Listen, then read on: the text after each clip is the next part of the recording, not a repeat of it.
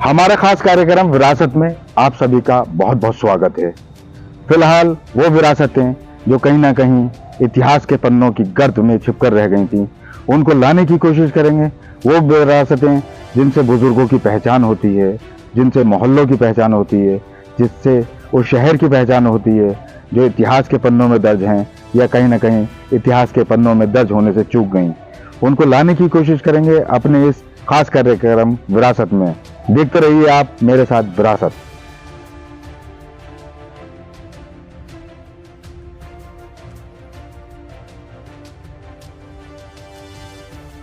उत्तर प्रदेश का ये जनपद रामपुर नवाबों के शहर के नाम से जाना जाता है और नवाबों की वो जो विरासतें हैं वो आज भी इस रामपुर के अंदर मौजूद हैं।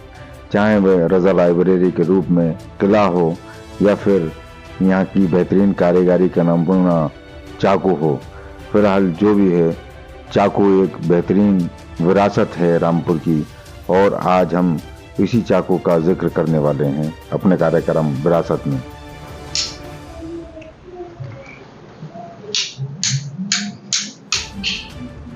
रामपुर रियासत के नवे नवाब हामिद अली खान के दौरे हुकूमत में रामपुर का भरपूर विकास हुआ और इसी दौर में इस चाकू की शुरुआत हुई, जिसे पच्चू उस्ताद के द्वारा शुरू किया गया था, जो एक नुमाइश में रखा गया और जिसके बाद नवाब रामपुर ने जब इस बेहतरीन कारीगरी के नमूने को देखा तो काफ़ी खुश हुए। उस दौर में नवाब हामिद अली खान के द्वारा पच्चू उस्ताद को 25 रुपए का इनाम भी दिया गया था, जिसकी चर्चा आज भी शहर और मोहल्लों में होती है। इस चाकू की रही सही पहचान रामपुर के फिल्मी कलाकारों ने मुंबई में पूरा कर दिया। मुराद खान रामपुर के रहने वाले थे और उन्होंने मुंबई में इसकी पहचान कराई। इसी प्रकार से प्राण, जिनके पिता रामपुर में सर्विस किया करते थे और उन्होंने भी रामपुरी चाकू को फिल्मी दुनिया तक पहुंचाया। इसी कड़ी में अगला नाम मुराद खान के बेटे रज़ा मुराद खान का है, जिन्होंने भी रामपुरी चाकू को मुंबई में फिल्मी दुनिया में एक अलग पहचान दिलाई।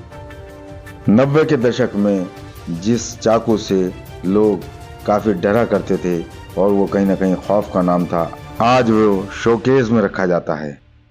नवाबी दौर में पच्चू उस्ताद ने जब इस चाकू की शुरुआत की तो ये ट्रिक नाइफ कहलाया, जो बटन से खुला करता था और घिर्री से खुला करता था और जिसके बाद इसको एक अलग पहचान मिली और जो आज तक कायम है, जिसे आज भी लोग विरासत के रूप में जानते हैं। चाकू बनाने के लिए लोहे और लकड़ी का इस्तेमाल किया जाता है, जो कई हिस्सों में बटा होता है और जिसके बाद बेहतरीन कारीगरी का नमूना पेश करते हुए इसके कारीगर मोहम्मद यामीन इसे चाकू में तब्दील कर सकते हैं और जिसके बाद ये चाकू बेहद सुंदर दिखाई देता है। और आप देख सकते हैं किस तरह से ये घिर्री से चाकू खुलता दिखाई दे रहा है। साहब, ये नवाब साहब के ज़माने में पच्चू उस्ताद ने इसको बनाया था और उसके बाद में जब से लेकर आज तक हम इसको संभाले हुए हैं। हमारे रामपुर के प्रशासन ने इसको चालू कराया और हमारे इंजीनियर कुमार साहब ने इसको बढ़ावा दिया और इसको हम आज तक इसको संभाले हुए हैं, कर रहे हैं हम आगे को ये करेंगे। ये रामपुर के कलेक्ट्रेट की तस्वीर है और यहीं पर डीएम ऑफिस के पास ये शोकेस है और जिसमें कई तरह के चाकू लगे हुए हैं जो अपने आप में खूबसूरती का एहसास कराते हैं।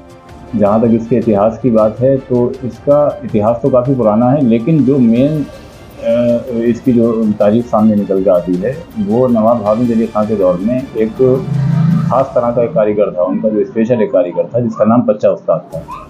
उसने एक ट्रिक नाइफ नाम से एक चाकू बनाया था जो कि बटन के साथ खुलता था। वो उस बटन के साथ चाकू, खुलने वाले चाकू से ये बहुत ज़्यादा मशहूर हुआ और धीरे धीरे करके रामपुरी चाकू का जो ये कारोबार था ये अपने आप में पूरी एक इंडस्ट्री बन गया। और ये अलग बात है कि आज दूसरी तरह के चाकुओं ने, चाइनीज़ मेड जिस तरीके से आ रहे हैं चाकू, तो उन्होंने जो है वो इसको मात दी है, लेकिन जिस तरीके से इसके संरक्षण की कोशिशें की जा रही हैं तो उससे जो है स्थानीय स्तर पर अधिकारियों के द्वारा, तो उसमें जो है इससे काफ़ी इसको ताकत मिली है और दोबारा से ये काम जो है वो फलने फूलने की दिशा में जो है आगे बढ़ रहा है।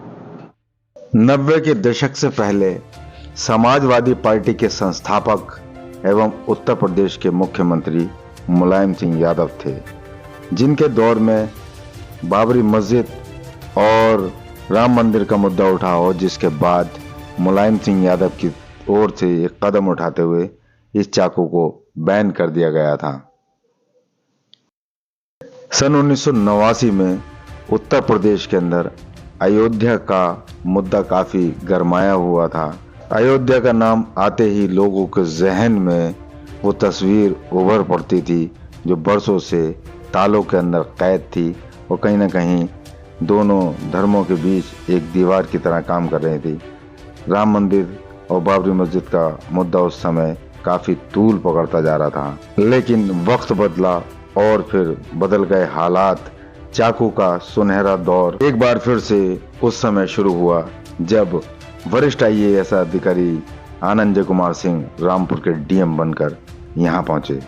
उन्होंने इसकी बदतरीन छवि को सुधारते हुए चाकू को एक ऐसा मॉडल के रूप में सबके सामने प्रस्तुत किया और जो लगने लगा कि एक रोजगार का बेहतरीन माध्यम है। वर्तमान समय में आनंद कुमार सिंह मुरादाबाद मंडल के कमिश्नर है। जिस तरीके से उनके द्वारा चाकू को प्रमोट करते हुए जो कदम उठाया गया है उसको रामपुर का इतिहास कभी नहीं भुला सकता। वो हमेशा इस काम के लिए याद किए जाएंगे। उनके प्रयास से बरसों पुराना और नवाबी दौर का और नवाबों की विरासत एक बार फिर से पटरी पर लौट आई है। कारीगर मोहम्मद यामीन और उनका परिवार एक बार फिर से वही चाकू बनाने में जुट चुके हैं जिसका नाम देश ही नहीं दुनिया भर में मशहूर था। मोहम्मद यामीन की आजीविका इसी चाकू के काम से चलती है और जिसको एक बार फिर से नई रफ्तार मिल चुकी है। लगातार जिला प्रशासन भी इस ओर कार्य करता नजर आ रहा है। जी देखिए, रामपुर का जो चाकू है उसकी अपनी एक विशिष्ट पहचान है। पॉपुलर कल्चर, लोकप्रिय संस्कृति में भी रामपुरी चाकू जो है पूरे भारत में और पूरे विश्व में जाना जाता है। पिछले कुछ वर्षों में प्रशासन की तरफ से रामपुर के चाकू को प्रमोट करने के काफ़ी प्रयास किए गए हैं। रामपुर के चाकू को सोवेनियर के रूप में या फिर एक यादगार के रूप में जो भी हमारे यहाँ पर VIP गेस्ट आते हैं उनको हम एक सोवेनियर के रूप में उपलब्ध करवाते हैं। नवाबी दौर में शुरू हुई इस विरासत को आज भी कुछ लोग संजो के रखे हुए हैं, वहीं प्रशासन की भूमिका भी इसमें अहम नजर आती है। आप देख रहे थे हमारा खास कार्यक्रम विरासत। हम हर उस विरासत तक पहुंचने की कोशिश करेंगे जो कहीं ना कहीं अपने आप में एक मायने रखती है। फिलहाल मुझे और मेरी टीम को दीजिए इजाजत, चलते हैं अगली विरासत की ओर। जय हिंद। खबरों का सिलसिला जारी है, देखते रहिए आप मेरे साथ पहरेदार आंखें। और हाँ, शुक्रवार को शख्सियत और रविवार को विरासत देखना ना भूलें।